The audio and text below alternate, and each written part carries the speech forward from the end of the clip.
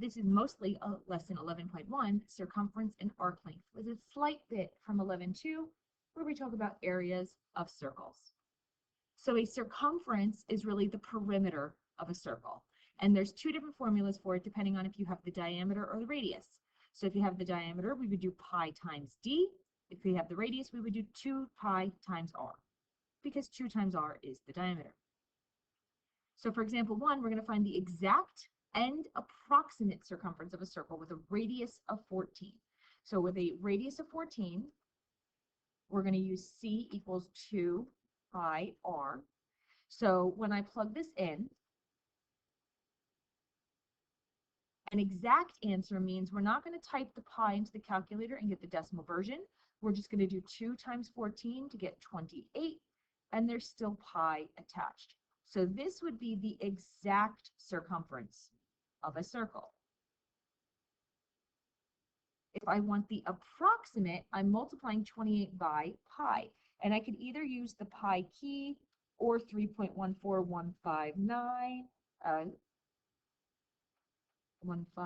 yeah, or 3.1416, because we want to be as exact as we can, without being really exact, as precise as we can, I should say. So the approximate answer using the actual pi key on the calculator would be 87.96. I'm going to say 96 just so I don't have to round to one spot.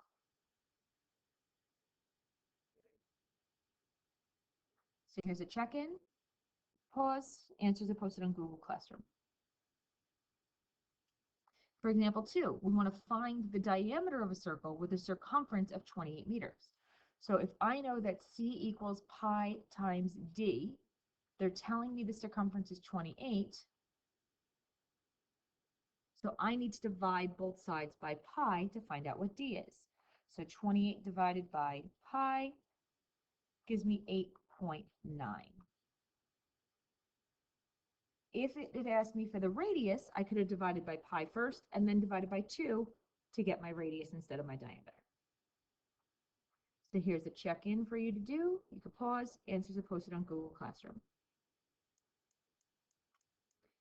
An arc's length is part of the circumference. So we've talked about the measure of an arc, how many degrees an arc is, but it also has a length. We can measure it in inches or feet or meters. So what we could do is we could set up a proportion comparing the whole circle to just the part of the circle that we want. So that's going to be the degrees of the arc out of 360. So that's the one part of the sector over the whole circle is equal to the arc's length over the circumference, the one part of the sector over the circle. Depending on what we're given, circumference at the bottom here could change. It could be just the letter C, it could be 2 pi r, or it could be pi d. Again, it all depends on the context of the actual problem we're doing. So for example 3, we want to find the length of arc PQ. So arc PQ is here. So the measure, the degrees of that arc is 75. So 75 over 360 equals, the length of PQ is what we don't know. So in the spot for the arc length, we could put our variable. And then the bottom will be the circumference. So I'm going to go back to my picture and look at what I'm given. This 9 yards is centered on this line, so the 9 yards represents the diameter. So my circumference, I'll use pi times d, so that's going to be pi times 9. And now this is cross multiplying. So we're going to have 360 times x equals 15 times pi times 9. So I got 135 pi, or 424.1. And I'm just going to hit divided by 360 on my calculator, which would be 1.2. So 1.2 yards would be the length of arc PQ. Here's one for you to try. You can pause. Answers are posted on Google Classroom. For example 4a, it asks for the measure of arc RS. So they're saying measure as in the number of degrees for arc RS. We could see that arc RS had a length of 44 meters. And I know it's length and not the measure because it's giving to me in a unit of length of distance as opposed to degrees.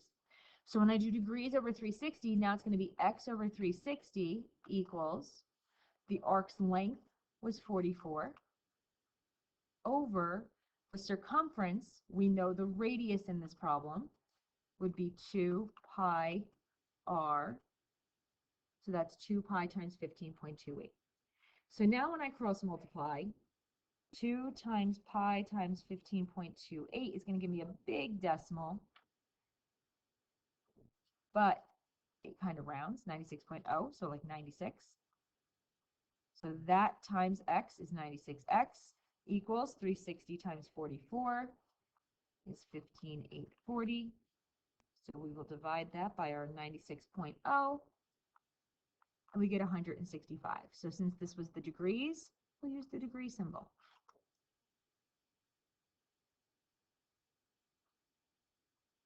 In the next example, it wants us to find the whole circumference. So we know the degrees of the arc that they gave us were 40. So 40 over 360 equals, the length was 4.19 inches, and we're looking for the circumference, which the whole thing is just c. I don't have to put 2 pi r, I don't have to put pi d, because that would be if I was looking for r or d. I just want my variable to be the circumference.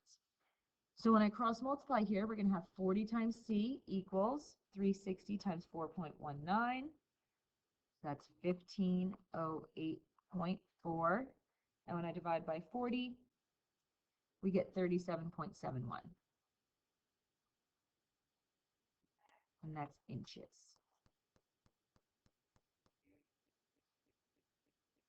There's one here for you to try. You can pause. Answers are posted on Google Classroom. Area of a circle. So the area of a circle is A equals pi r squared, where r is the radius of the circle. We do have to make sure we square the radius before we multiply it by pi. So for example 5, find the exact and approximate area of a circle with a diameter of 32 feet. Notice we did not have a secondary equation using diameter. The only way we calculate the area is with the radius. So in example 5, when it tells me a diameter of 32, I'm going to cut that in half to say that it has an r of 16. So now for my area, pi r squared. So that's pi times 16 squared. And remember what we said about exact, we're not going to type the pi in, so we can do 16 squared is 256 and just slap the pi on it. And now my units will be squared, so this is feet squared. This is my exact answer. For approximate, if we multiply 256 by pi, my approximate answer would be 804.2.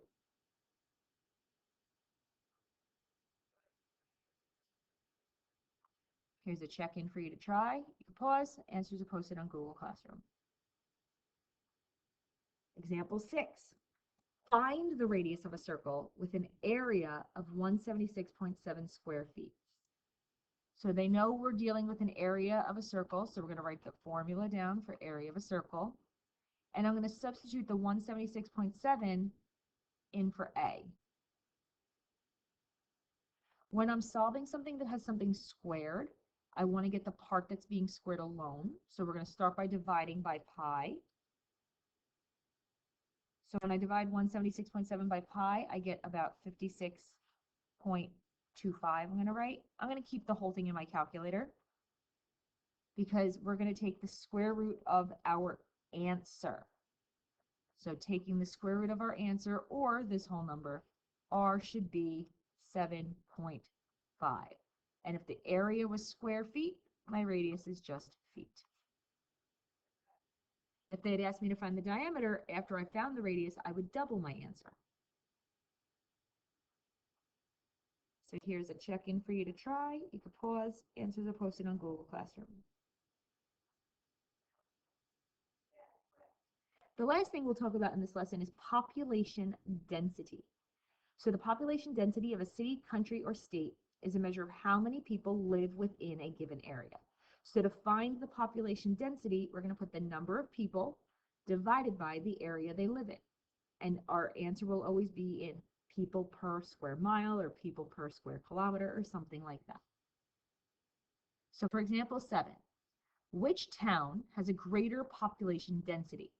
Nellis Beach, which has 8,520 people living within 6.7 square miles, or Dowville, which has 8,288 people living with 6.5 square miles. So for each population density, so for Nellis Beach, we're going to take the people, 8,520, divided by the area, which is 6.7, and we're just going to divide.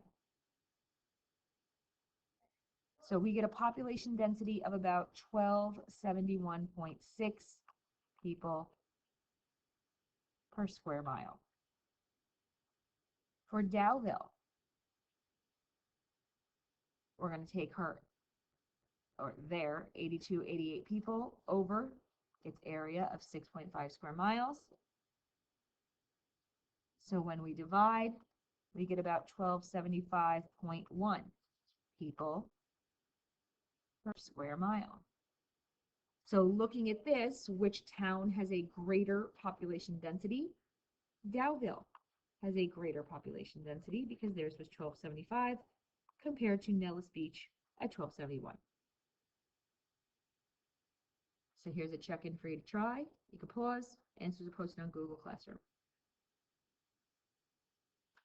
For example 8, we have about 124,000 people live in a 3-mile radius of a city's post office. Find the population density in people per square mile. So now if I'm doing the density equals people over area, the people is 124,000, but the area was not given. I was given the radius. So I'm going to use the formula for area, which is pi r squared. I'm going to plug 3 in for r. So for this, I'm going to find out what pi times 3 squared is before I do anything else. So this is going to be 124,000 divided by 28.27, or divided by my answer button. So when I divide this, I get about 4,385.6 people per mile squared. If you round this to a whole number, that's fine. We could say 4,386 people per mile squared, and that's perfectly acceptable. So here's a check-in for you to try. Pause. Answers are posted on Google Classroom. For our final example, a region with a 10-mile radius has a population density of about 869 people per square mile. Find the number of people who live in the region. So if we're dealing with density equals people over area, this time I know the density is 869. I know the area is based on a 10-mile radius, so that's pi times 10 squared. It's the people I don't know, right? Find the number of people. So that's going to be my variable. So I can multiply 869 by pi times 10 squared to give me x, right? Because this is really cross multiplying like this. So pi times 10 squared times 869.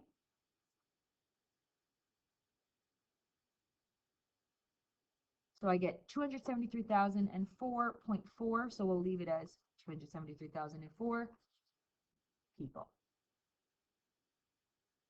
Once again, I rounded that to a whole number. So this is the last check-in for you to try. The answers are posted on Google Classroom. And that is the end of 11.1 and a little bit of 11.2.